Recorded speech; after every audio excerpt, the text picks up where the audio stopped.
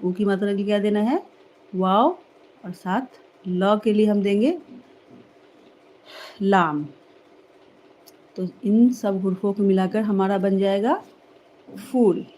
तो हम उर्दू में किस तरह लिखेंगे,